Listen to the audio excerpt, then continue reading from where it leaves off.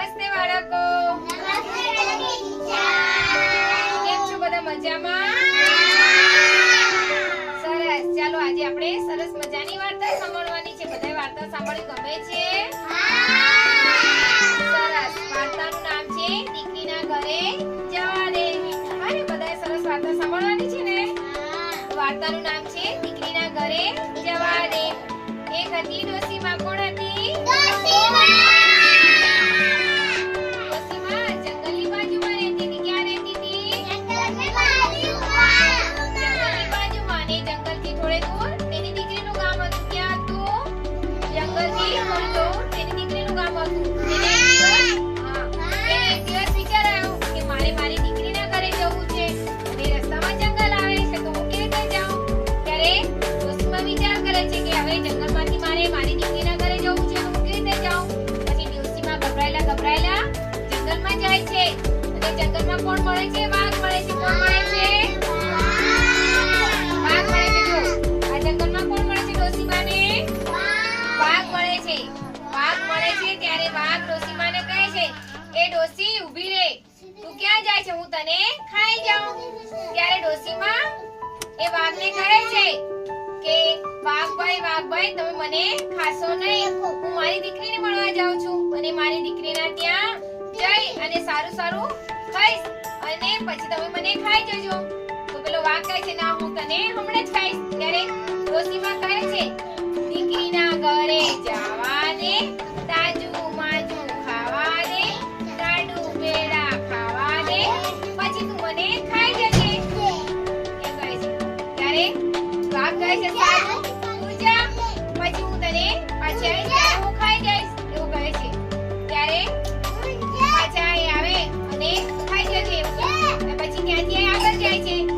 અને આગળ જાય ત્યારે એ કોણ મળે છે? સિંહ મળે છે. કોણ મળે છે? સિંહ મળે છે. સિંહ કહે છે એ ડોસી ઊભી રહે, હું તને ખાઈ જાઉં. તો ડોસી કહે છે મને ખાશો નહીં. હું મારી દીકરીના ઘરે જાઉં છું. મારી દીકરીના ઘરે જાઉં અને લાડુ પેડા ખાવા દે, તાજી માજી ખાવા દે, પછી તું મને ખાઈ જાજે. ત્યારે સિંહ કહે છે સારું તું જા અને પછી તારી દીકરીના ઘરે જઈ સારું ખાય અને પાછી આવ, પછી હું તને ખાઈ જઈશ. ત્યારે ડોસી ત્યાંથી આગળ જાય છે. પછી કોણ મળે છે? વરુ મળે છે. કોણ મળે છે? વરુ મળે છે. વરુ કહે છે એ ડોસી ઊભી રહે, હું તને ખાઈ જાઉં. ત્યારે ડોસી કહે છે કે મને ખાશો નહીં. હું મારી દીકરીના ઘરે જાઉં છું. મારી દીકરીને ત્યાં મને જવા દો.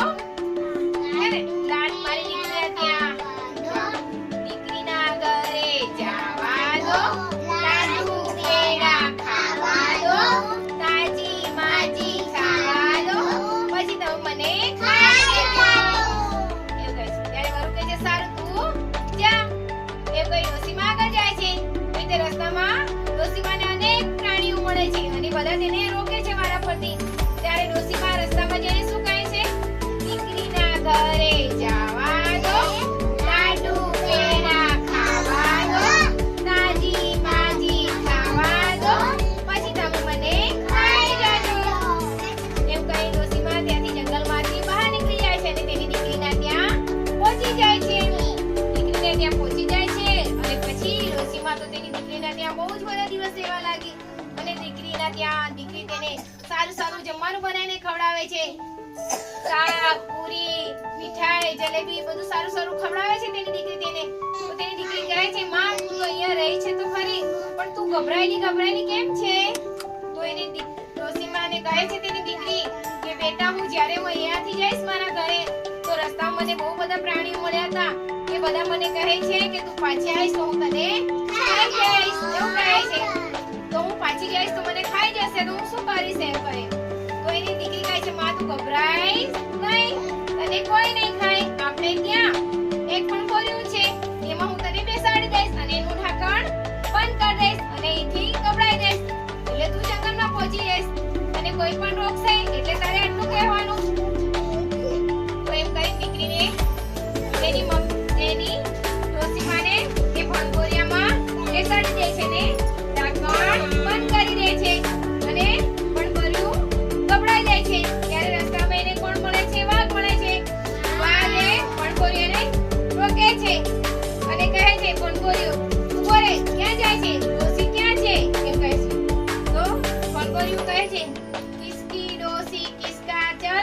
बनबोरिया चल अपने गाँव એવું કહે છે એમ કહે તો પેલો વાઘ વિચાર કરે છે આ તો ભણભોરિયું છે આ ક્યાંથી બોલે એ ફરી એ ગભરાઈ જાય છે અને એ ભણભોરિયાને ધક્કો મારી દે છે એટલે ભણભોરિયું આગળ જાય છે એવી રીતે આગળ જતા કોણ મળે છે સિંહ મળે છે કોણ મળે સિંહ મળે છે અને સિંહ પેલા ભણભોરિયાને જોઈ અને ઊભું રાખે છે તો ભણભોરિયામાંથી અવાજ આવે છે કે ભણભોરિયું કહે સિંહ કહે ઊભો રે ડોસી ક્યાં છે એંગે તો પેલા ભણભોરી બોલે किसकी डोसी किसका नाम चल बनबोरिया अपने गाँव તો ડોસી વિચાર કરે છે આ તો ભણભોરિયું છે આ ક્યાંથી અવાજ આવ્યો એમ કરી એ ગભરાઈ જાય છે અને એ ગભરાયેલો તે ભણભોરિયાને ધક્કો મારે છે એટલે આગળ જાય છે એમ કરતા કરતા રસ્તામાં બધા અનેક પ્રાણીઓ મળે છે અને તેને રોકે છે અને એ ડોસીમાં તે ભણભોરિયામાં રહી રહીને બોલે છે કિસકી ડોસી કિસકા નામ ચલ बनबोरिया अपने गाँव